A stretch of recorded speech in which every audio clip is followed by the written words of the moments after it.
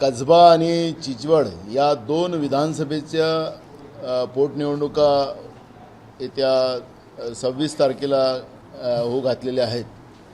7 तारीख त्याची फॉर्म भरायची शेवटची तारीख आहे आणि म्हणून त्यासाठी आज काँग्रेस पक्षाचं पार्लमेंटरी बोर्डाची एक मीटिंग या ठिकाणी झाली. त्या ठिकाणी दोन्ही विधानसभेबद्दलची सकारात्मक चर्चा आम्ही त्या ठिकाणी केलेली आहे. दोन्ही ठिकाणी काँग्रेसजवळ उमेदवार आहेत, पण आखरी महाविकास आघाडी म्हणून आम्ही आत्ता विधान परिषदेचे निकाल आज येतात आहेत, त्याही आम्ही महाविकास आघाडी म्हणून लढलेलो आहोत.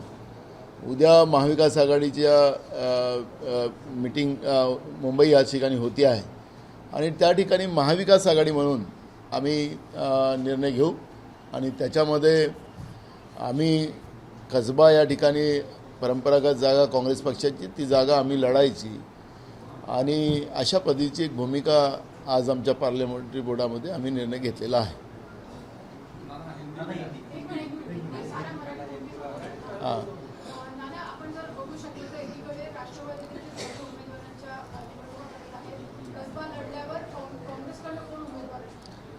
उमेदवाराचं आत्ता पार्लमेंटरी बोर्डामध्ये जवळपास 6 उमेदवारांचं नाव तुल्यबळ आमच्याकडे आलेलं आहे. ते आम्ही आमच्या हायकमांडकडे पाठवू आणि त्यावेळेस हायकमांड त्याच्यावरचा निर्णय घेईल.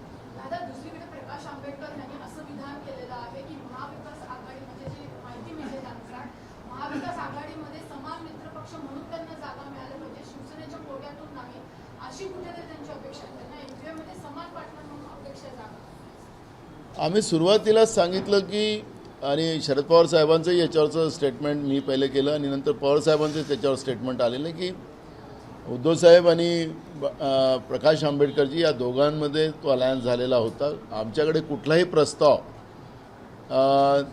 त्या दोघांचा पण आलेला नाही आणि त्याच्यामुळे आम्हाला त्याच्यावरची आज कुठली चर्चा करावी हा असा प्रश्न नाही.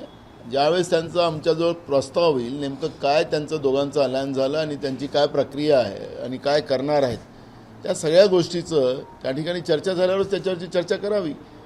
प्रकाश आंबेडकरजी आज काय बोलतात तर त्याच्यावर आम्ही भाष्य करणं बरोबर नाही.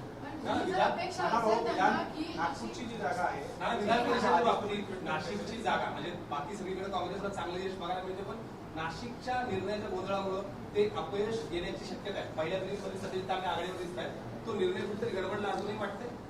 बघा, काँग्रेसकडून कुठलाही निर्णय त्या ठिकाणी आमचा गडबडलेला नाही. आम्ही त्याची स्पष्टता अनेकदा केलेली आहे आणि आजही तीच करतो आहे.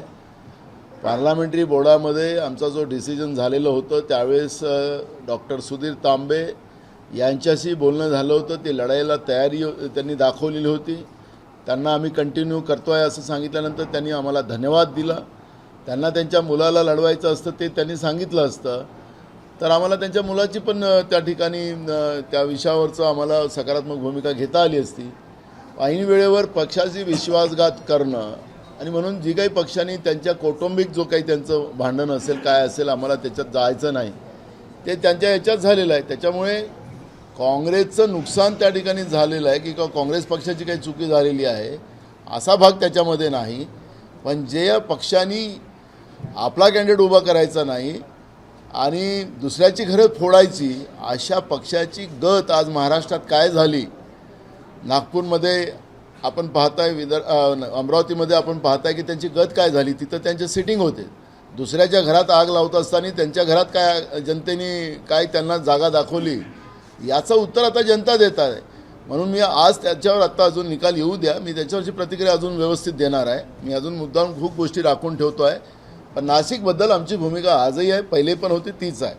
त्यांच्या व्यक्तिगत कौटुंबिक काय वाद असेल तो त्यांचा होता. पक्षाचं कुठंही त्याच्यामध्ये धोरण चुकलं नाही. पक्ष एकदम क्लिअर होता आणि पक्षाला बदनाम करण्याचं काम कोणी करायला निघत असेल तर मग ठीक आहे. आज मागून काय करायचं आणि पुढून काय यायचं त्याच्यानंतर आम्ही त्याच्या आहे आमची तयारी पूर्ण.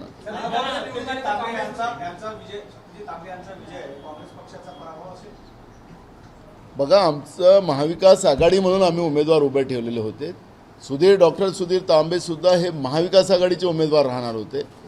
ज्या ठिकाणी डॉक्टर सुधीर तांबेंनी पक्षाशी विश्वासघात केला ऐन वेळेवर त्याच्यानंतर आम्ही शुभांगी पाटील यांना महाविकास आघाडीचा आम्ही उमेदवार दिलेला आहे. त्याच्यामुळे आम्हाला तिथल्या निकालाच्या अपेक्षा आहेत, त्या निकालाच्या अपेक्षा ज्या आहेत आमचा कॅन्डिडेट निवडून येईल असं आम्हाला अजूनही वाटतं की महाविकास आघाडीचं जर सत्यजित तांबे निवडून आले आणि इतक्या वर्षाची काँग्रेसची त्यांची विचार पाहता परतीचा प्रवास किंवा काँग्रेसकडून त्याला ग्रीन सिग्नल असेल का? हायकमांड निर्णय करेल. नागपूरची जी जागा आहे त्याबाबत अधिकृत अजूनही घोषणा व्हायच्या आहे. त्याआधी आपण ट्विट केलं आहे की आमचा विजय त्या ठिकाणी नक्की झाला आहे. जो कोल बघताना आपण पाहतोय की ज्या पद्धतीनं 14,000चा गट्टा मोजला ते 9,000 मतं आमच्या उमेदवाराला मिळत आहे, तर त्या ठिकाणी जनतेमध्ये कारण की हा सगळा जो आहे सुशिक्षित मतदारसंघांचा मतदारांचा हा मतदारसंघ होता. आणि ज्या पद्धतीनं नरेंद्र मोदीजी असतील की फडणवीस असतील महाराष्ट्रामध्ये यांनी सगळ्यांचा विश्वासघात केला, शेतकऱ्यांचा विश्वासघात केला. आता ह्या सुशिक्षितामध्ये शेतकरी खूप आहेत, ग्रॅज्युएट पोस्ट ग्रॅज्युएट मुलं मुली हे शेतीमध्ये गेलेत आणि त्याच्यातही यांची फसगत झाली, नोकरीमध्ये फसगत झाली, उद्योगधंदे गुजरातमध्ये पाठवले. आणि स्वाभाविक आहे की सुशिक्षित मतदारसंघाच्या लोकांनी त्यांना आता धडा शिकवायचा निर्णय घेतलेला आहे. हा त्याच्यावरचा निर्णय येतो आहे आणि निकाल तसाच येतो आहे. सर, जुनी पेन्शन योजना सगळ्यात महत्त्वाची ठरलेली आहे, कारण की जुनी पेन्शन योजना लागू न केल्यामुळे कुठेतरी भाजपला याचा फटका पडलेला आहे. कारण की अनेक बॅलेट पेपरमध्ये no vote no pension no vote असं आशय लिहिण्यात आलेला आहे अनेक बॅलेट पेपरमध्ये. बघा, काँग्रेस पक्षाच्या जवळ जे 3 राज्य आहेत, छत्तीसगड, राजस्थान आणि आता आलेला हिमाचल, या 3ही राज्यामध्ये जुनी पेन्शन काँग्रेस पक्षाने लागू केलेली आहे. त्याच्यामुळे स्वाभाविक आहे की या जुन्या पेन्शनच्या लढाईसाठी अनेक कर्मचारी विविध विभागातले ते इतके वर्ष लढतात आहेत, त्याला काँग्रेस न्याय देऊ शकते. आणि आपण पाहिलं की विधानसभेमध्ये स्वतः राज्याचे उपमुख्यमंत्री देवेंद्र फडणवीसांनी सांगितले की आम्ही जुनी पेन्शन कधी लागू करणार नाही. पण निवडणुकीचं जेव्हा वातावरण निर्माण झालं आणि त्यांना झटके लागायला लागलेत, तर खोटं बोलायला यांनी मागं पाहिलं नाही. जाऊन औरंगाबादमध्ये सांगितलं की आम्ही जुनी पेन्शन लागू करण्याचा विचार करू. मग ते सरकारमध्ये होते, स्वतः अर्थमंत्री होते, तातडीनं कॅबिनेटमध्ये निर्णय घेऊन त्यांना न्याय देता आला असता. पण खोटं बोलणं आणि रेटून बोलणं आणि लोकांची मतं घेणं आणि मग त्यांचे गळे कापणं, हा जो भाजपचा जी काही मानसिकता आहे ती आता सगळ्यांना समजलेली आहे.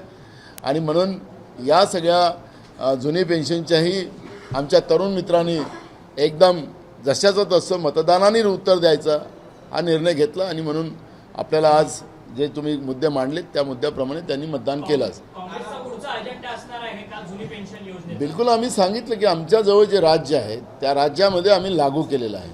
त्याच्यामुळे काँग्रेसचा ही भूमिका आहे. नाना भाऊ, धारावी पुनर्विकासाच्या प्रकल्पाचं टेंडर अदानीला आहे. मात्र हे सगळं पाहता अदानीचं सगळं शेअर्स आणि काय सगळं आता पूर्णपणे डबकायला जायला सुरुवात झाली आहे. त्यामुळे जे धारावी पुनर्विकासाचं जे टेंडर दिलं आहे ते रद्द करण्याची आता गरज असं वाटतं. नागपूरच्या अधिवेशनामध्ये आमच्या आमदार वर्षा गायकवाड यांनी हा मुद्दा उपस्थित केला आणि त्यांच्या प्रश्नाला मी सपोर्ट करून धारावीबद्दलचे अनेक प्रश्न आम्ही विधानसभेत उपस्थित केले. राज्याचे उपमुख्यमंत्री देवेंद्र फडणवीसांनी त्याचे उत्तर देत असताना जे काही आम्ही आक्षेप घेतले त्याचे उत्तर तर दिलंच नाही त्यांनी.